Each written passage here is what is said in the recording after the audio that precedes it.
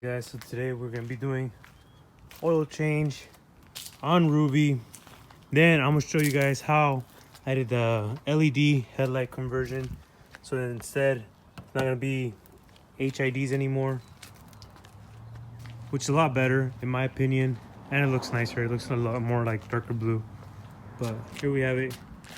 I had to roll Ruby on top of that little piece of wood just so I could get this one in there and get that one under to actually lift it up, because you know, low life, super low life. This doesn't even fit, it's all the way down. You could see damage because I'm always low, super low. But since I can't put it up like this, not even like that, I would either have to put another piece of wood then drive it on top, but I don't want to turn the engine on because then it's gonna get the oil going again, and right now the car's been sitting for like 4 hours, so all the oil's down at the bottom. So what I do is I have to stick it in here. Ooh. Right. There it goes. There it goes. And then I just line it up with the piece where you're supposed to jack it up from. Right there. And then I can start getting it up and then put the other one and then properly jack it up. So I could clear this big boy, and then now I could properly jack up the car and get under there and change the oil. This is gonna hit the carbon fiber right now, but it's okay. It flexes a little bit. See, like it's already touching.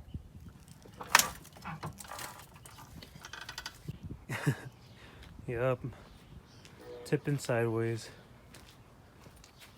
But now she's up, and I could properly, easily get down there, drain the oil and the filter. All right, damn, look at that poke.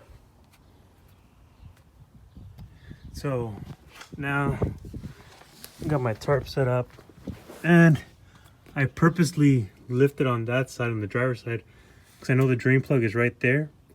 So it makes it easier for all the oil to spill out onto this.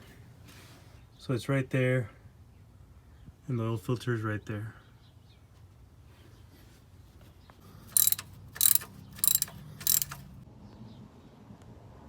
All right, so I set you guys up on my bumper and some plastic thing that's inside the car, so you guys can get a better view while I work on this thing.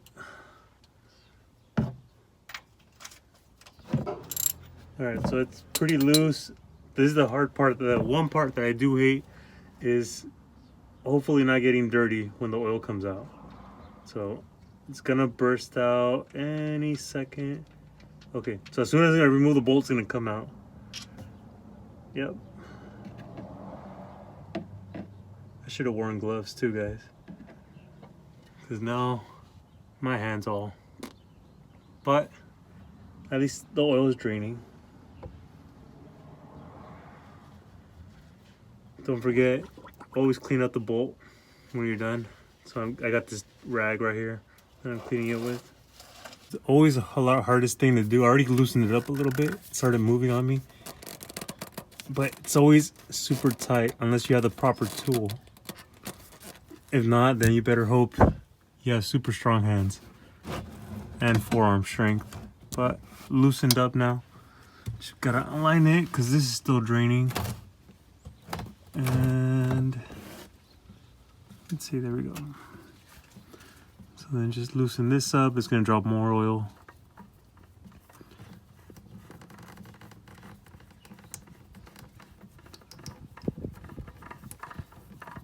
And it's almost, oh, there we go. And I usually just put it back in here and just let it drain out itself. But that drains out. So the oil filter goes. But that's draining out now. Along with the other plug. So we got that top one and that one right below it.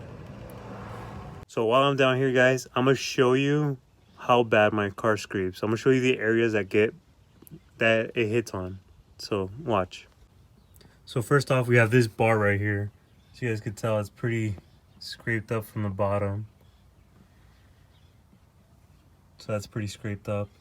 And then we got this big piece that scrapes.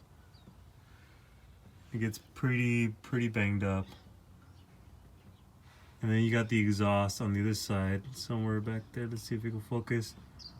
That little flex pipe, let's see, this piece right there, that piece, I had this one replaced because it would sound like crap. And then as soon as I fixed that one, that flex pipe went to shit and then it starts making like a rasp noise on the exhaust. So I need to fix that as well. But it's nothing too bad. Easy fixes. And one thing that I do need to do, the one thing I am concerned about is this piece right here, this whole like sensory thing. It's chewed up. So as you guys could tell, like there's like a cable hanging right there. That little cable, it's hanging. Yeah, let's see this one right here. Yeah, right at the point where I'm putting my finger, it's a cable that's just hanging there. The sensor fell off, and well, yeah, I gotta check engine light because of it. Cause I'm not sure what it goes to. I haven't even bothered checking. The car still runs fine with no problems or anything, but since that sensor got chewed up and it's gone now, I have a check engine light because of it. But yeah, this scrapes, the exhaust scrapes. You can tell little scrapes over there, and that big bar that goes across, that's pretty chewed up as well too. But it's nothing too bad. All those parts can be replaced if needed be. So it's not too bad. Filter and 5 quarts of oil. But before I do that, is it done draining? It's just like little drops now. So it's time to plug it back up and put the new oil filter on. Lower the car back down and then refill it up. Alright guys, so we got the new oil filter in. Alright, so we got the new oil filter in and we got this all done and cleaned up, and now it's all plugged up, good to go. So let's lower the car back down.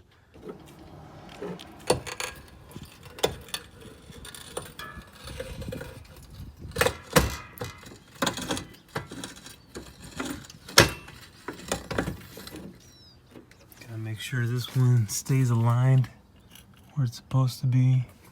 Yep, okay, so good to go. Alright, so now this one's holding it up. This one is free to come out.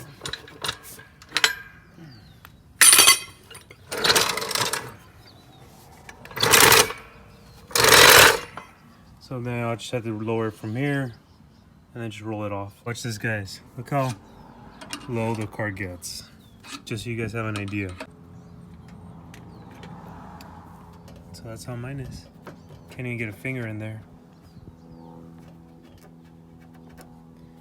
Barely. Well, not really. Like, that's as far as it goes. Stance life, guys. Stance life. There we go. And there you guys have it. All because I want to be super low. My engine bay. But after that, I just pop this guy open. And we pour the rest of... well, you guys gotta find out, it's different for every car, but mine takes 5.5 quarts, but I only have 5 on me. I'll get more later. And in it goes. I always keep a rag and a drain thing, just so if I go to a gas station and I need to check the stick to make sure I have enough oil, I wipe it down with that or whatever. I mean, if I need to add oil, I always have that in handy.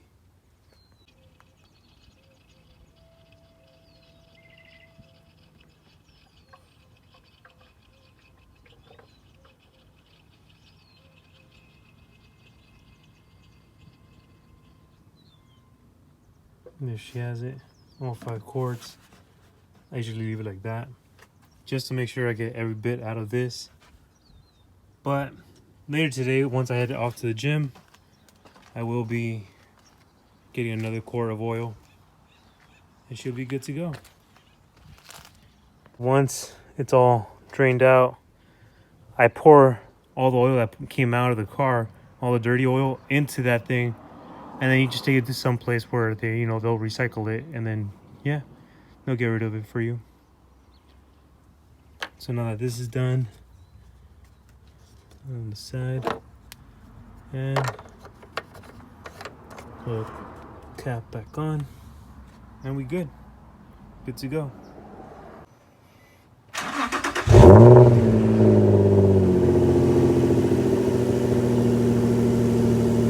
I refilled this one up with all the bad oil, and then I'm gonna take this to get recycled. But as you guys can see, my car only had 3 quarts of oil, and my car is supposed to have 5.5, 6. But yeah, my car burns a lot of oil. Okay guys, so after the oil change, I am here at my little place. I ended up getting, this is the original canopy I had, but I ended up getting a second one just so I could cover the car completely.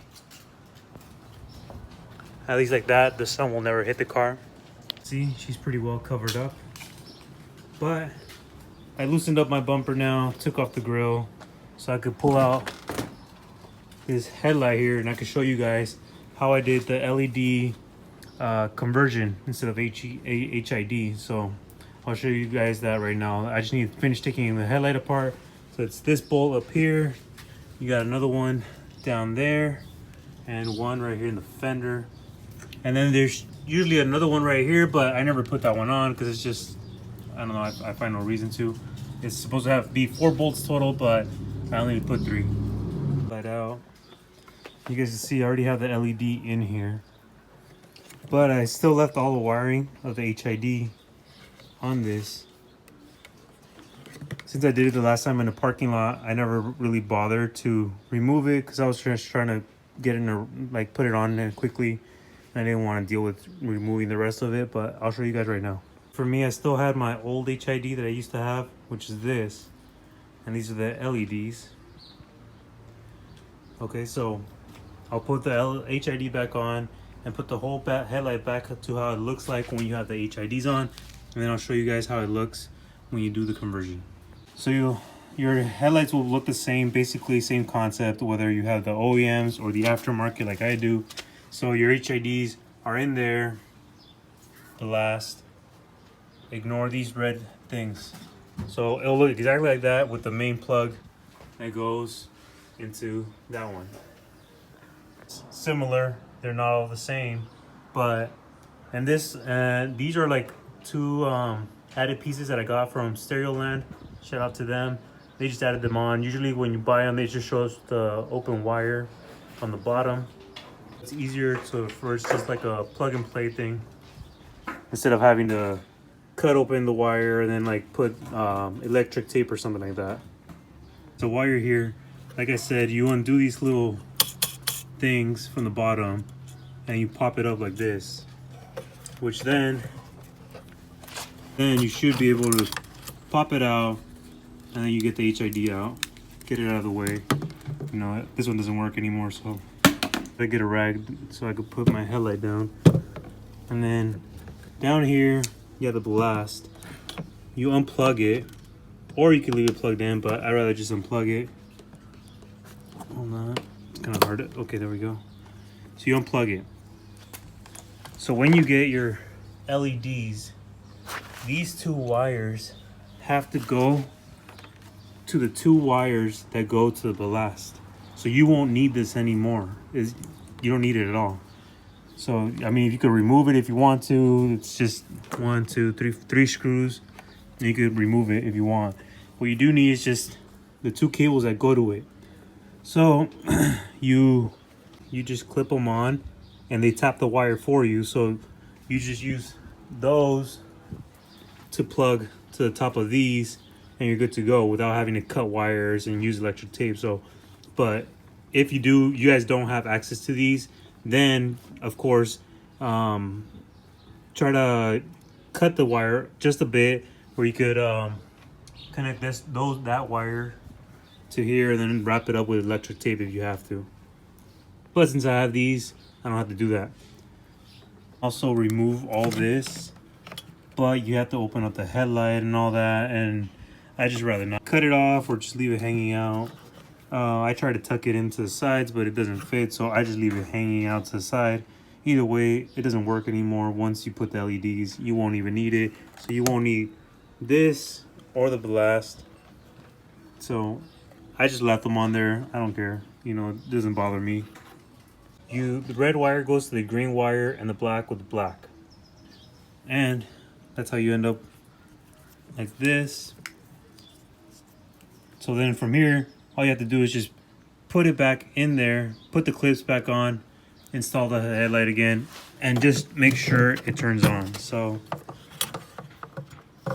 this goes in there as so, and put the clips back on it. Hold on a sec. There we go. And sorry guys, I'm trying to make sure I record it. So there you go, there's one, and the other one is up here.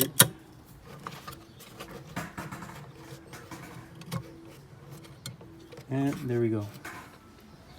So there's that on, it's holding on. Like I said, you guys could either cut this or try to take the headlight apart and then remove it like that. But I mean, it just seems like a lot of work, so I'd rather just leave it. So then all you have is just the LED connected to the two wires that would have gone to the blast, and that's it. When I got these were all crunched up like this. So you just have to open them up, helps them ventilate. Now that it's on, this is how it would basically look like. Like I said, you guys don't have to leave this in here. You guys can cut it off or take the headlight apart and remove it. You can remove the blast since you don't even need it anymore. There's nothing plugged into it. And then from here, all you do is just put the headlight back on and check it if it turns on.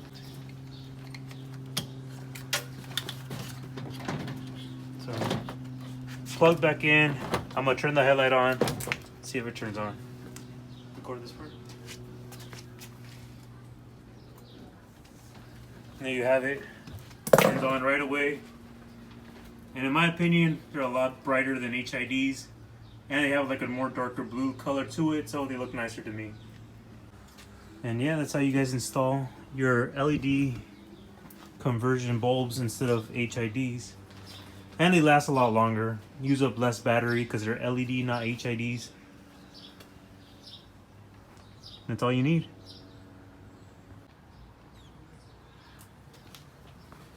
And just like that, guys, car's back together.